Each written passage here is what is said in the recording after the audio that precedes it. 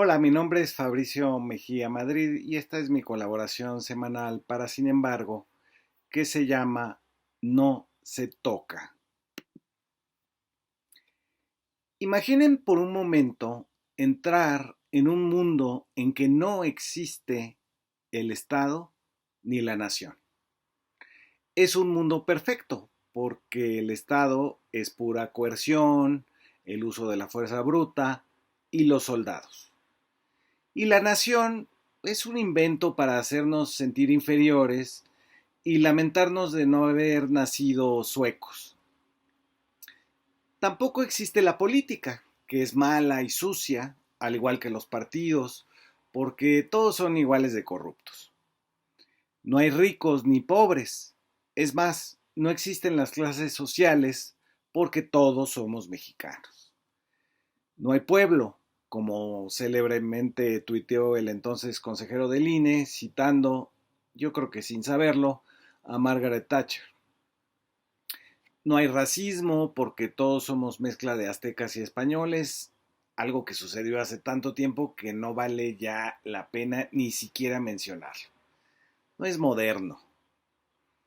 Lo que sí hay en este mundo, sin casi nada, son personas aisladas, que son hombres y mujeres porque así lo dictan sus gónadas sexuales. Esos dos tipos de personas expresan sus identidades adquiriendo mercancías, marcas y estilos de vida, que son sus opiniones, hábitos, gustos y maneras de hablar y comportarse para pertenecer. En este centro comercial del yo, la política debe satisfacer mi estilo de vida. Y no se trata de ideales o de principios, sino de darme algo que tenga que ver con mi forma de existencia, que tenga que ver conmigo. Algo que me permita buscarme una aventura desechable y una anticipación de la que sigue. En ese mundo del yo, los candidatos de los partidos deben ofrecerme algo que refleje mi estilo de vida. No existen los intereses generales ni los sentimientos de la nación, porque todos somos individuos aislados en busca de nuestra propia expresión. Somos fruto de nuestro esfuerzo y de nuestra propia astucia, del querer es poder, y que por eso los programas sociales y los derechos constitucionales son dádivas que perpetúan la pobreza y no estimulan el esmero y el empuje. Por el bien de todos, primero los pobres, debería de haber sido nada más un lema de campaña, una frase publicitaria, no una acción, no con los impuestos que no pagaba vayan a programas directos de contención de la pobreza. El mejor político es uno que no tenga ambición ni use su poder, más bien que fluya, porque lo que fluye no polariza. Que sea multicolor y que él mismo sea plural, es decir, que no tenga ideologías ni historia política, porque plural quiere decir sin confrontación, sin antagonismos, armónico y dócil en sus interacciones con las élites. En este mundo color de rosa, la democracia es fruto de un diseño y no de la irrupción de millones en las marchas, mítines, cartas, pancartas y mantas. La democracia es algo que llegó naturalmente con la modernización del país, así como llegó el Uber. El gobierno tiene que ser responsable en la medida que no es político. Responsable quiere decir que las decisiones se toman con base en los datos que son neutrales y que no son culpa de nadie, son naturales. En este mundo no hay nada deliberado porque los individuos aislados fluyen, son líquidos, son mudables y la realidad es armónica, sin conflictos, sin política. Hago esta descripción de la política despolitizada de la derecha para tratar de explicarme las marchas que Claudio X González ha convocado con resultados cada vez más disparejos.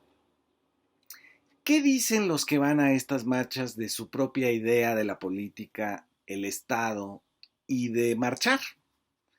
Me sorprende que no hayan encontrado más que dos consignas que los aglutinen. Una es gritar México, como lo han hecho desde el surgimiento de una derecha pública en aquella lejana marcha del 27 de junio del 2004, y la otra es repetir no se toca, sea el INE, el INAI, la Suprema Corte o lo que venga. Creo que el gritar México, como en un partido de la selección nacional, implica la añoranza de la armonía antes de la política, es decir, de cuando no había confrontaciones, porque solo hablaba un polo muy pequeño, casi emparentado entre ellos, del país. México es una palabra que para ellos borra las diferencias sociales, raciales, de género, borra también las diferencias de opinión. Por eso, frente a la Suprema Corte de Justicia, mientras los simpatizantes de Claudio X González vandalizaban a los que apoyan la reforma judicial de tal manera que los jueces sean electos en urnas, ahí, mientras una religiosa de nombre Alejandra arrancaba con furia los carteles contra Norma Piña, la muchedumbre de blanco gritaba México, ese lugar fuera del mundo en que no existe la disputa ni el choque.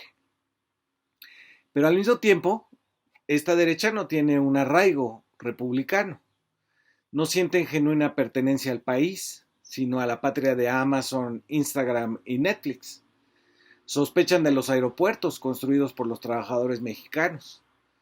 Para ellos la nación es una tontería inventada por los gobiernos nacional revolucionarios, y si algo tiene sentido es la llamada sociedad civil de Claudio X González, que no pertenece más que al terreno de la comunidad digital. El Estado solo significa la coerción, el ejército, el uso de la fuerza. La sola presencia de una persona vestida de militar en un andén del metro les desata una fobia a la militarización, aunque nunca se hayan subido al metro. Fue el Estado, una consigna que tuvo un origen legítimo en las marchas por la aparición de los 43 estudiantes normalistas de Ayotzinapa, se convirtió ahora en un lema de la derecha que se aplica a todo lo que no le gusta, aunque el Estado no haya tenido nada que ver. En cuanto al no se toca, hay varias cosas que decir. Es una metáfora corporal. El tocar, el tacto, es de los 5 sentidos con los que contamos, el único que incluye la empatía, la apertura hacia el otro. Tocar es el más social de los sentidos. Tocamos cuando damos la mano, abrazamos, acariciamos. No tocar significa no compartir, distanciarse, dejar en paz. Los demás sentidos, ver, escuchar, oler, degustar, se localizan en la cabeza y no requieren acercarse para facultarlos.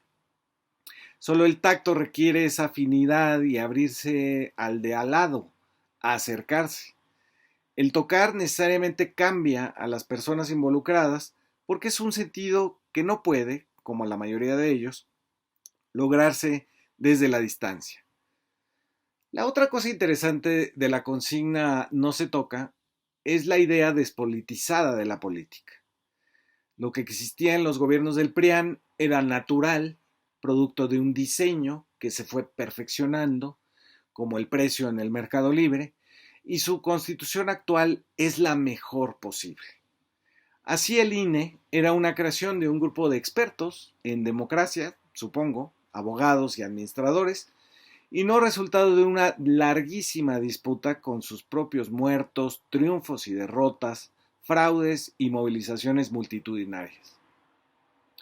Para la derecha no se toca es dejar fluir lo que ya está, no tratar de cambiarlo, dejarlo a su suerte porque es lo mejor que puede existir. Es natural, no es un producto de la historia, de sus actores, el pueblo, la sociedad organizada, politizada, e irrumpiendo en la vida pública a golpes de mayorías electorales. El no se toca es también una idea de la derecha, que los cambios en una sociedad deben ser tan graduales que no los notamos, que las instituciones se van perfeccionando tan de a poco que hasta parecen las mismas, que una familia tardará varias generaciones en conseguir lo necesario para vivir, otras tantas generaciones para acceder a una universidad y más generaciones para tener algo que heredar a la siguiente. Y por último, el no se toca está relacionado con la idea conservadora de que lo que se transforma en realidad se está destruyendo. Desde los primeros meses del gobierno de la 4T hemos escuchado a reputados intelectuales decir que se destruía sin construir. Esa consigna, sin pruebas en la realidad, se transformó ya en boca de los activistas de la sociedad civil de Claudio X González en la destrucción de México, o de la selva del sureste, o de la relación con Estados Unidos, o de la armonía social basada en el silencio de la mayoría. El no se toca de la Suprema Corte de Justicia de la Nación parte del mismo criterio inamovible. No le muevas, porque así es lo mejor que puede estar. Ese terror a la transformación. Según sus defensores, los jueces, los ministros, magistrados y hasta el último Ministerio Público del país se dedican a ser imparciales, solo leyendo normas y leyes para aplicarlas. Son jueces que no pertenecen a ningún grupo político, ni a una élite sobrevalorada, ni siquiera se les considera funcionarios públicos. Son el oráculo que nos dice qué está escrito en la Constitución y en las leyes secundarias, que habla de litis, de transitorios, de medios de control jurisdiccional. Y aplican esas leyes sin sesgos políticos, ni creencias personales, o siquiera errores de comprensión de lectura, como algunos de ellos han demostrado padecer. Lo dijo la propia presidenta de la Suprema Corte, Norma Piña, en su intervención en el 25 aniversario de la Defensoría Pública, de donde salieron los abogados que denunciaron que el secretario de Cuenta de Norma Piña era el cuñado de Isabel Miranda de Wallace. Piña dijo en este aniversario: en el camino, en la evolución y adaptación de nuestra institución a las exigencias ciudadanas, no debemos confundir legitimación con popularidad. Eso nunca ha estado, ni debe estar, en nuestra misión axiológica, en nuestros valores institucionales. Es muy importante distinguir entre la necesaria legitimación social que requieren las instituciones públicas del uso de las instituciones públicas como un medio para obtener aprobación social. Las instituciones permanecen vigentes frente a la sociedad solo si están en permanente evolución. En este sentido, las instituciones son similares a un ser vivo. En esa frase de Norma Piña, o párrafo más bien, vemos todos los componentes de la despolitización de la política. Unas instituciones que evolucionan como animales en un bosque, la legitimidad que no proviene de los sufragios en las urnas, sino de la costumbre de que ahí están los jueces y magistrados, rindiéndole cuentas al poder celestial que los llevó al cargo, y confundir esa legitimidad del voto con la popularidad, una idea de la derecha que cree que la política es marketing y que los funcionarios son empleados y no representantes. Pervive en los servidores públicos de la Corte el pensar que desaprobación general de la que padecen se debe a que no tienen en cuenta el que dirán, y no como realmente ocurre, que le descongelaron las cuentas a la cómplice y esposa de Genaro García Luna, que dos de sus colaboradoras en el desfalco de la Secretaría de Seguridad de Felipe Calderón, Vargas y Casanueva, fueron contratadas como administradoras del Consejo de la Judicatura. Al final, Norma Piña ni siquiera se refirió al desalojo que sus apoyadores hicieron del plantón que pide la reforma judicial constitucional. No tuvo una palabra para los padres de los niños quemados en la guardería ABC, cuyas cruces sus manifestantes usaron como proyectiles. Las cruces de los niños víctimas de la negligencia y complicidad de Felipe Calderón, quien, como lo ha dicho públicamente Arturo Saldívar, el ministro, magistrado, presionó, acosó e intimidó a los propios ministros de la Suprema Corte para que no se abriera el caso, donde estaban involucrados familiares de su esposa, Margarita Zavala Gómez del Campo. En la marcha de la Corte no se toca, la youtubera Eli entrevistó a dos señoras que vinieron a la capital desde el Estado de México para defender a Norma Piña. Al contrario de la religiosa Alejandra, la que destazó las mantas en la puerta de la Suprema Corte, que dijo defender a la ministra porque era mujer, las señoras aportaron una nueva versión de la historia reciente. Dijeron, sin una sola fuente, que el hoy gobernador priista del Estado de México, primo de Peña Nieto, hoy exiliado en España, se había pasado a Morena. Esta es otra característica notable de la despolitización de la derecha y hasta de cierta izquierda buena ondita. El relato que ve en la transformación no un futuro, sino el retorno del priismo. Este relato decadentista quiere ver en cualquier acción o inacción del presidente, porque son incapaces de pensar en un movimiento de millones, como un regreso del estatismo, el autoritarismo y el personalismo de los presidentes emanados del aparato del PRI.